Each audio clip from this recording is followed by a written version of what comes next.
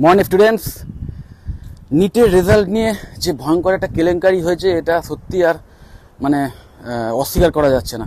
কারণ এমন এমন অনেক তথ্য আসছে যে তথ্যগুলো থেকে পরিষ্কার হয়ে যাচ্ছে যে কিছু একটা ঘোটালা তো হয়েছে, না হলে একসাথে এত রকম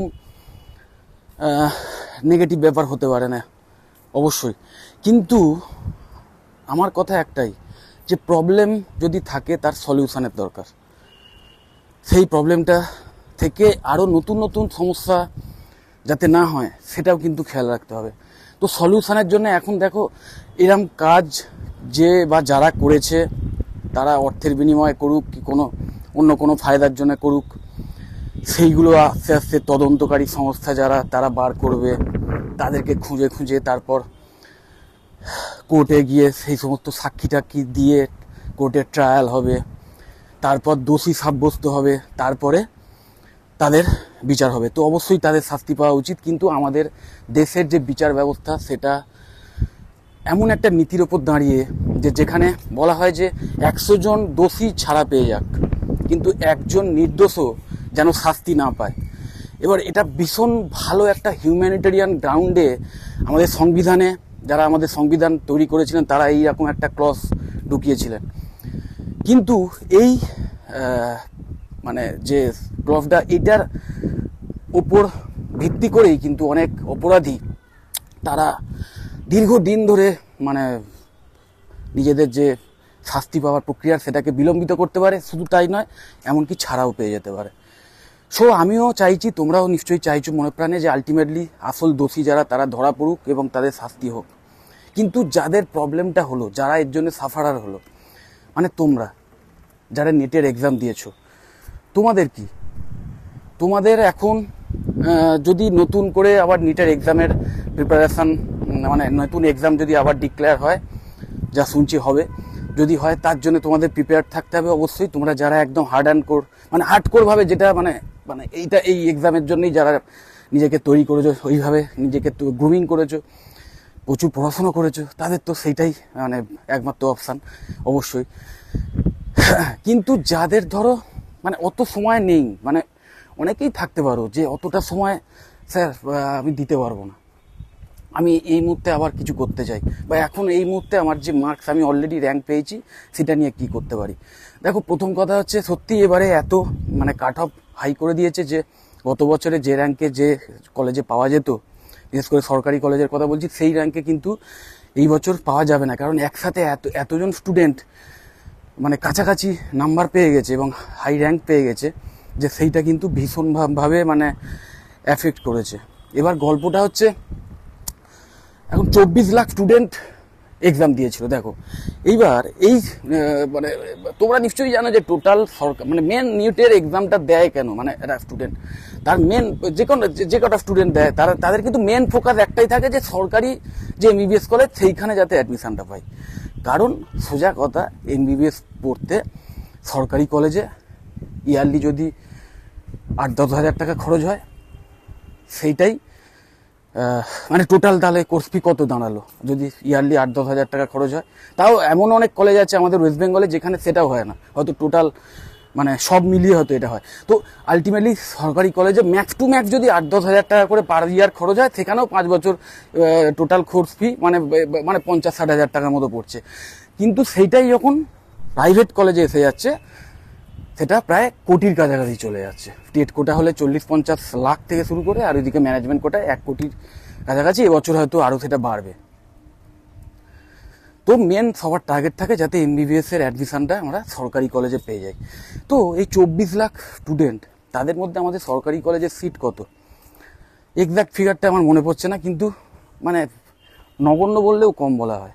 হ্যাঁ, তো এখন এই সুযোগে সবাই যদি বলে যে আমি কোয়ালিফাই করতাম বা করতাম, মানে ওই যেটা বললাম যে একটা ক্যাওস হয়েছে, তার মধ্যে থেকে অনেকে নিজের ফায়দা তোলার চেষ্টা করবে। তো আমার কথা হচ্ছে, ওই সমস্ত ঝামেলার মধ্যে না গিয়ে প্রোটেস্ট বা প্রতিবাদ এইগুলো তো তুমি করতে পারো। দেখো, তোমার লাইফ, তোমার ডিসিশন। হ্যাঁ, তুমি যদি একদম এইটা নিয়ে একদম বদ্ধপরিকর থাকো যে না আমি এইটা একদম সেফ থেকে ছাড়বো, আমি প্রোটেস্টে সামনে থাকবো এবং আন্দোলনে যোগ দেবো, মুক্তমুখ, খুব ভালো, সেটা তোমার লাইফের ডিসিশন, বাড়ির গার্জেনের সঙ্গে কথাবার্তা বলে সেটা যদি করতে পারো সেটা করো। কিন্তু যাদের সেটা করার মতো ফ্যাসিনেশন নেই বা যাদের সেটা করার মতো মানে ইচ্ছে নেই, তারা কি করবে?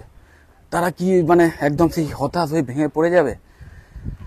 মানুষ যখন না কুয়োর ব্যাঙ, মানে ধরো কুয়োর ব্যাঙ মানে কি, ধরো একটা কুয়োর মধ্যে যখন ব্যাঙ থাকে, সে ধরো জন্মেছেই ওখানে, হ্যাঁ, তো আলটিমেটলি সে সারা দুনিয়াটা দেখেনি এবং তার কাছে মানে ওটাই পৃথিবী। তো মানুষ না, বিশেষ করে আমি জানি তোমরা স্টুডেন্টরা সবাই নয়, যারা একদম মানে এইটার জন্যে মানে মানে বছরের পর বছর শুধু এই নিটকে ফোকাস করে পড়াশোনা করেছো এবং প্রচুর টাকা ইনভেস্ট করে ফেলেছো মানে টিউশন ফিজের পেছনে, বিভিন্ন কোচিং সেন্টার বা হিসাবে, এবং এটাই ধ্যান জ্ঞান ছিল তারাও কিন্তু তাদের মাইন্ডটা কাইন্ড অফ কুয়োর ব্যাংক টাইপের হয়ে গেছে। তারা এটাই ভাবে, এটা অ্যাকচুয়ালি সমস্ত ক্ষেত্রেই হয় মানুষের, যে যখন কোনো একটা জিনিস মানুষ খুব মনে প্রাণে চায় না, তখন সেটার জন্য সেটার জন্য হার্ড করে পরিশ্রম করে, প্রচুর পরিশ্রম করলো, মানে এমন নিজের মানে ক্যাপাসিটির বাইরে গিয়ে পরিশ্রম করার পরও যখন সেটা পায় না, তখন মানুষ ম্যাক্সিমাম ক্ষেত্রেই একদম ভেঙে পড়ে। যে কারণে এই বছর অনেক মানে হার্স ঘটনাও শোনা যাচ্ছে, যেগুলো একদমই কাম্য নয়। কারণ মনে রাখবে যে একটা এক্সামকে ফোকাস করে তোমরা পড়াশোনা করছো, অবশ্যই নিটের মতো এক্সাম ক্র্যাক করতে গেলে, সেখানে র্যাঙ্ক করতে গেলে তোমাকে এই মেন্টালিটি নিয়েই পড়াশোনা করতে হবে, হ্যাঁ, যে আমাকে মানে সারাক্ষণ দিতে হবে, 17 ঘন্টা 18 ঘন্টা পড়াশোনা করতেই হবে, কারণ কম্পিটিশান সেই লেভেলের, সেটা করতেই হবে। কিন্তু বাই চান্স যদি তোমার কাঙ্ক্ষিত ফলটা না পাও, তখন মাথায় একটাই জিনিস ঢোকাতে হবে যে মানে সঙ্গে সঙ্গে দেখো, দুঃখ কষ্ট হবে, আমরা হিউম্যান, আমরা তো রোবট নয়। আমি আজকে এত জ্ঞান দিচ্ছি, আমারও যদি এরকম পজিশন হতো, আমারও সেম কন্ডিশন হতো, মানে এইভাবে অবসাদগ্রস্ত হয়ে পড়তাম বা মানে দিশাহীন হয়ে পড়তাম অবশ্যই। কিন্তু যারা বাইরে আছে, সেই সিচুয়েশনের বাইরে আছে, তাদেরই কাজ যে ব্যাপারটাকে যাতে ঠিক থাকে, সেটা পরিস্থিতি যাতে খুব বেশি খারাপ না হয়, সেটা সামাল দেওয়া। তো আমি যেহেতু বাইরে আছি, তোমাদের পরিস্থিতির মধ্যে নেই, তো আমি অবশ্যই তোমাদের নিউট্রাল একটা সাজেশন দিতে পারি। সেটা এটাই যে এটা পৃথিবী নয়, প্রচুর অপশন আছে। মানে পৃথিবী নয় মানে কি, মানে তুমি যেটা ভাবছো যে এটাই ক্র্যাক করা ছাড়া তোমার আর কোনো অপশনস নেই, সেটা একদম ভুল ধারণা। তোমাদের মধ্যে যারা এটা ভাবছো, যে যারা এরকম ভাবে হার্ডকোর ভাবে একদম ডিটারমাইন্ড যে আমি ডাক্তার হব, MBBS করব, তাদের কথা আলাদা। কিন্তু অনেকে আছো আমি জানি, তারা মানে নিটের এক্সামের প্রিপারেশন দিতে এমন ভেবে নিয়েছো যে এইটা বোধহয় পাস করতে পারলেই, এই এক্সামটা ক্র্যাক করতে পারলেই, বা একটা সরকারি কলেজে যদি একবার অ্যাডমিশন পেয়ে যাই, ব্যাস তাহলেই আমার জীবন একদম ধন্য হয়ে গেল, তাহলেই আমার সমস্ত গোল অ্যাচিভ হয়ে গেল, আমার লাইফ স্মুথলি রান করবে। এটাও সম্পূর্ণ ভুল ধারণা। এটা একটা অবস্টাকেলস, মানে সামান্য জীবনের ছোট্ট একটা অবস্টাকেলস। প্রতিটা এক্সাম একটা অবস্টাকেলস বলতে পারো, যেটাকে সবাই ভেঙে বেরোনোর চেষ্টা করে, কিন্তু সবাই পারে না, কেউ পারে। আর এক্সাম সিস্টেম রাখতেই হবে, এক্সাম সিস্টেমটাই যদি তুলে দেওয়া হয়, তাহলে কিসের ভিত্তিতে এই সমস্ত অ্যাডমিশনগুলো হবে?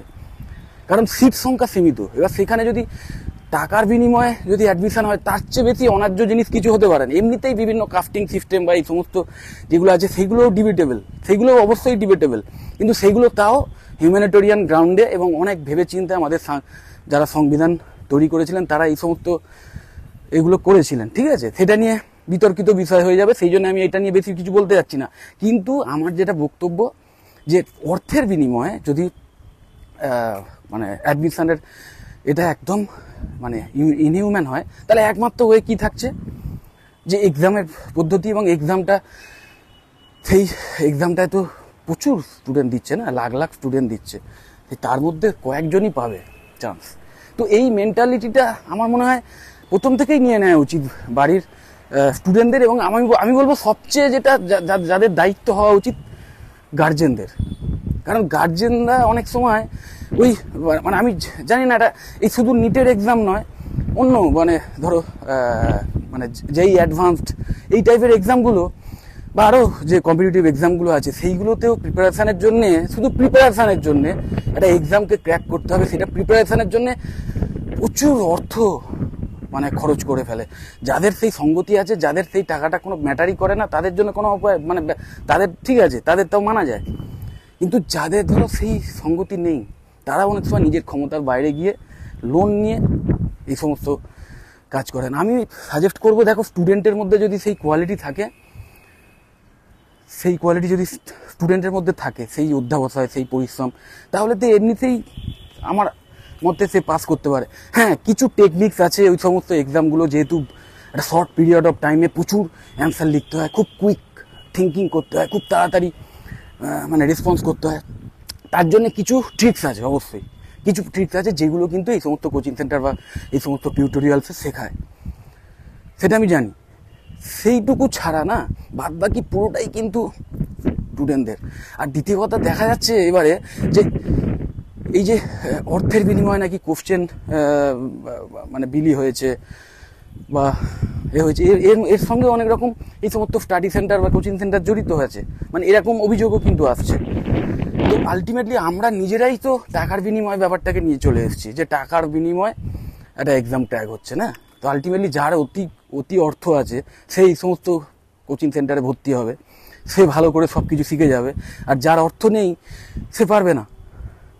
প্রথম কথা, এটা সম্পূর্ণ এটা পুরো ভুল ধারণা যদি এরকম ভেবে থাকো যে আমার টাকা আছে, আমি গবেট, কিন্তু আমি এই কোচিং নেবো অমুক জায়গা থেকে মাথায় লাখ লাখ টাকা খরচ করে, এবং তাহলেই আমি নিট ক্র্যাক করে ফেলবো, এরকম যদি কেউ ভেবে থাকে সে গবেট।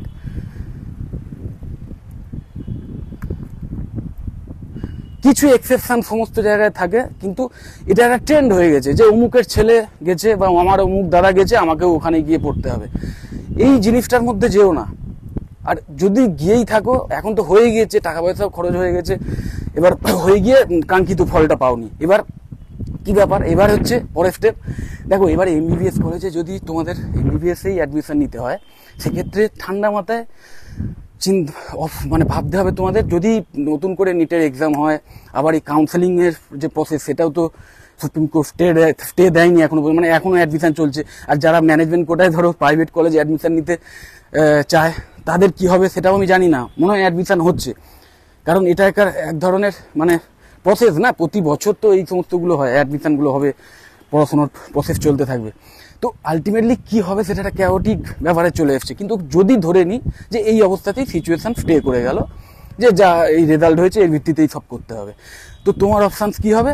যে প্রথমে দেখো যে অবশ্যই কাউন্সেলিংয়ে বসে দেখো যে যদি সরকারি কলেজে পাও ভালো, আর যদি না পাও তখন তোমার হাতে দুটো অপশান থাকবে। এক হচ্ছে যে কোনো ভালো প্রাইভেট এমবিবিএস কলেজে অ্যাডমিশন নেওয়া, এবং সেক্ষেত্রে কিন্তু ঠান্ডা মাথায় বাড়ির গার্জেনের সাথে বসে চিন্তা ভাবনা করে নিতে হবে যে huge amount of money invest করতে হবে, সেটা ভীষণ কিছু বার্ডেন হয়ে যাবে না তো, সেই ব্যাপারটা ভেবে নেবে। যদি ভেবে চিনতে মনে হয় যে না কোনো ব্যাপার নয়, তাহলেই একমাত্র সেই সমস্ত কলেজে অ্যাডমিশন নিও।